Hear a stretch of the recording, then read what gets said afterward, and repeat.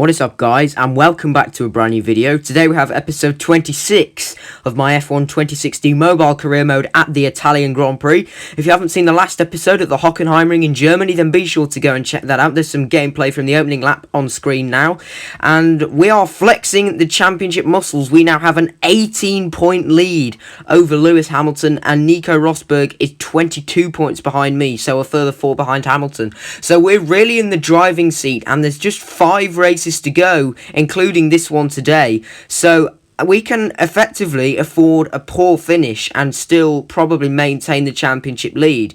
But we want to avoid it if possible, of course, because, you know, that could put the Mercedes right back into contention. But anyway, let's just go to today's race. It's come for the drivers to put all they've learned this weekend into reality. It's time for the Italian Grand Prix.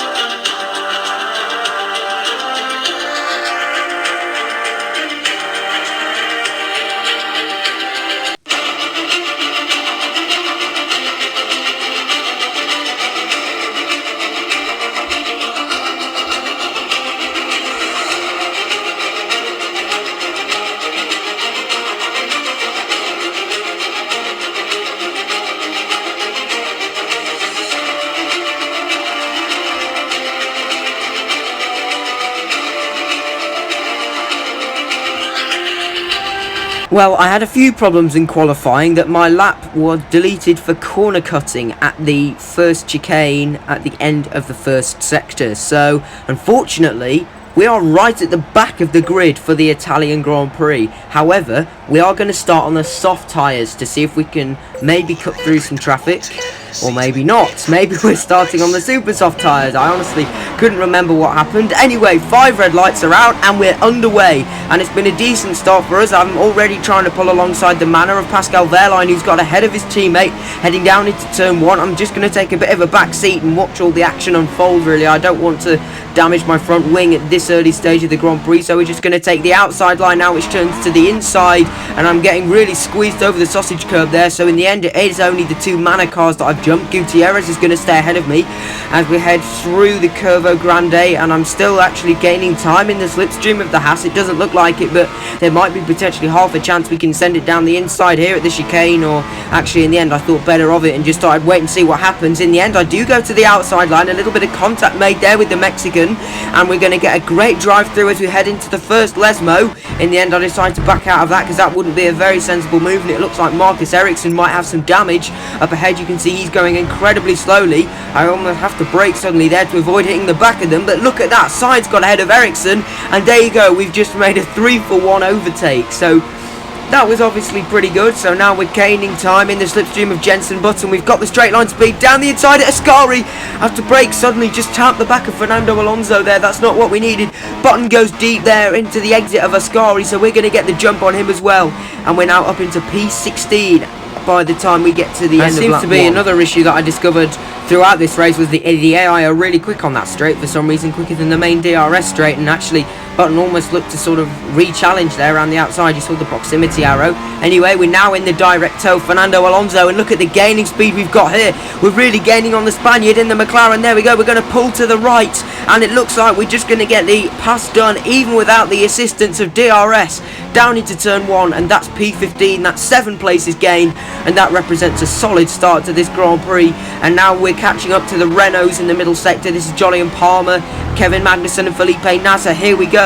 We're going to pull side by side with them along the second DRS straight. DRS not yet enabled. The AI weaving on the straight, but we sail past both of them up into P13. Might even try and have a look at Magnussen here, and we're going to dive down the inside into Ascari. That was a lovely move there, and that is now P12. So we've already almost cut through half the traffic that we need to. But now look at this in the wing mirrors. Kevin Magnussen looking to re-challenge the Dane. I said they were strong on this straight, and look at that in the wing mirrors also. There was Nasser and Sainz, and we were almost 3 wide there going into Parabolica. In the end, I hold the outside line, and that means we can stay ahead of all of them. So thankfully we're not going to lose any places from that. And there you go, DRS now enabled on this lap, and now we've got an incident which has moved me into the top 10. It actually happened just off camera, interestingly, but Grosjean there, weaving on the straight. We're going to get the move done on him and up into P8. As I said, there was an incident off camera which happened. I think there was just some cars going wide and I managed to overtake them. That was in Lesmo 2 just before I started recording this clip, so yeah, apologies for that. But Grosjean looking to re-challenge now. You can see in the wing mirrors, and we're all the time we're closing on Kimi Raikkonen. This time we will be 3 wide into Parabolica. In the end, I decide to back out of that. Raikkonen goes incredibly wide. That means Grosjean and myself will both get the cut back on the Iceman, and therefore we will both get the place as we head on to the start of lap number 4. I'm going to get DRS now down the pit straight. Let's see if we can make any inroads on the Frenchman. It looks as if he might be too far ahead, heading down into turn 1. See if I can go later on the brakes. Yes, we are. We are going to have a little half look. Grosjean squeezing me over the curb. I leave him space on the inside, but then he squeezes me off the road entirely. I lose all sense of composure there, and in the end the Haas car, defending desperately, managing to stay ahead. We are still following Grosjean through the first Lesmo. We go. Grosjean's gone really off the track, coming back onto it, and I've lost my front wing. He just suddenly came back onto the track and took me out. When I was recording, I didn't see that he'd actually gone off. I had no time to react and move out of the way, and that is an absolute disaster. I think for the first time in a long while, we've actually lost our front wing entirely in this Grand Prix. It's not going to affect straight line speed, thankfully, but look at that going through Ascari. We're just losing positions all like crazy now, and that means unfortunately we're going to have to dive into the pit lane at the end of this lap. There goes Felipe Nasr in the Sauber. There's going to be Kimi Raikkonen going through as well. There's another car behind him. It's Valtteri Bottas and the Williams. I'm not going to try not to put up any fights to them. There we go. Bottas goes to the inside line in the end. And as you can see, we're obviously coming straight into the pit lane now because we need to fix our front wing. Some cars are in the pit lane anyway, so we're probably not too far away from the pit window off the super soft tyres, but we're going to fit the soft tyres because I'm fairly confident we can go to the end. Decent pit stop considering it's a wing change, 4.8 seconds, and unsurprisingly we're coming out of the pit lane in stone dead last position. So we're all the way back down in P22, and don't forget, it's not going to be as easy for us to make the overtakes this time because we've got to catch everybody up. So let's see if there's going to be any cars in the pit lane by the end of this lap. This has just been my out lap. It was pretty solid. There is a car in the pit lane. It's Valtteri Bottas and the Williams, so that is one person who we are going to get the jump on, and we are considerably far ahead of him considering, you know, we were fighting just before our pit stop even though I had no front wing. But I'm still following Grosjean on lap number 6 to see if I can try and mount a little bit of pressure on the Frenchman. It's still 1.2 seconds for now behind him, but Bottas is way behind me. Grosjean's gone wide there again, but this time there is no repeat of an incident 2 laps ago, and I managed to just about move out of the way because I actually just saw him going a little bit wide. And now down in the distance, this is the McLaren Honda of Jenson Button weaving like crazy down the second straight into Ascari. There might be a chance for me here to really close up to him. 2/10 up on my personal best through the middle sector, but that doesn't matter. We are on a slower compound of tyre, so that all in all the pace is pretty good. So we are still catching up to Button. Let's see if we can maybe make a move down the start finish straight. Yes, I'm almost yawning there because I literally just rolled out of bed about 20 seconds ago. Could exit out of Parabolica. Jenson Button is now going to be vulnerable. We're going in the slipstream. A little bit of contact made there. I pulled to the right a little bit too late there. We've just set the fastest lap of the Grand Prix, and we're up into B15 because more cars are now diving into the pit lane for a tyre change. So that's good news for me. Hopefully I don't go a little bit late into the chicane. No, we don't. That's very nice. And now we can maybe line up Jolly and Palmer for a move again, who still seems to be in P14. I don't know if the Renault has made his pit stop or not yet, but either way we're going to maybe close up to him through the Curvo Grande. That's right, look at the mini-map, Button's dropping back, so is there potentially going to be an opportunity for us to dive to the inside there here? Yes, there is, but in the end I do decide to back out of that and let Palmer have the place because I probably was too far back from him there, and there seems to be a whole gaggle of cars going wheel to wheel up ahead. Palmer went a little bit deep there, so this is going to give me a fantastic opportunity. I might even try and go down the inside in the second Lesmo. There we go, we got a collision with Palmer because he squeezes me out.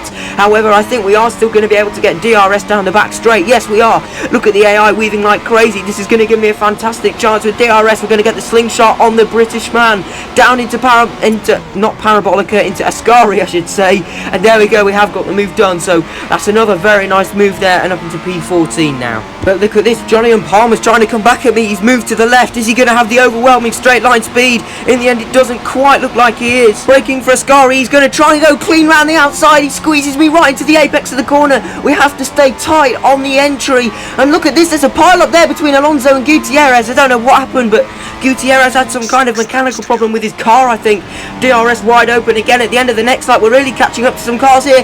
But look at this, there's a pile up there on the pit entry. We're going to get the run now on Marcus Ericsson, and we're up into P5. So Lord knows how many cars were involved in that pile up, and I don't know where we suddenly came to be in the top 5. We're going to have a half look now at Danny Kvyat, who squeezes me out there, aggressively defending from me. The Toro Rosso clearly not wanting to let the senior Red Bull car go through, and Marcus Ericsson in P6 is still right in my slipstream, so maybe there might be another opportunity for some 3-wide running, but it doesn't look like there will be. The Swede man is now dropping off, and now we're going to get the run on the Russian. We're going to try and have a look down the inside. Yes, we are. We're going to squeeze the Russian out this time, run him out of road on the outside, and that is P4 with Carlos Sainz in front of me. So as it stands, this is a fantastic points haul for the Toro Rosso team, so in a way that's good to see. The junior Red Bull team scoring some points as well. They're doing team better than my teammate Ricardo.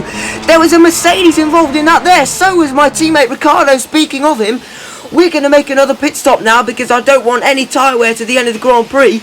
But look at this, we're emerging in P3. So what on earth is happening there with that pile-up? I'm not entirely sure myself, and looks as if Sainz is still ahead of me and Sebastian Vettel is still leading the race. So where are the two Mercedes? Because look at the top left, nobody's retired from this race.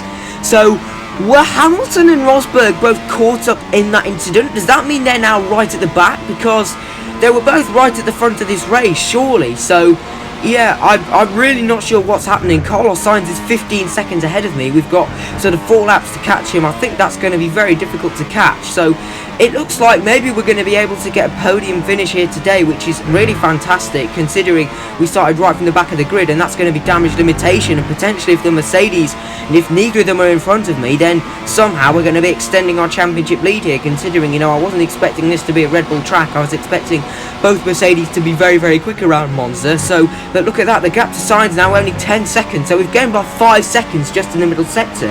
I'm not entirely sure what's happening to Carlito here, but I'm gaining on him rapidly. And this outlap has been absolutely fantastic. You know, we were really flying through the middle sector. You guys saw that. Into Parabolica trying to carry as much speed as we possibly can. Oh my goodness, there's a huge pile-up! Very wide, oh, and a big, big accident. Maxie, okay?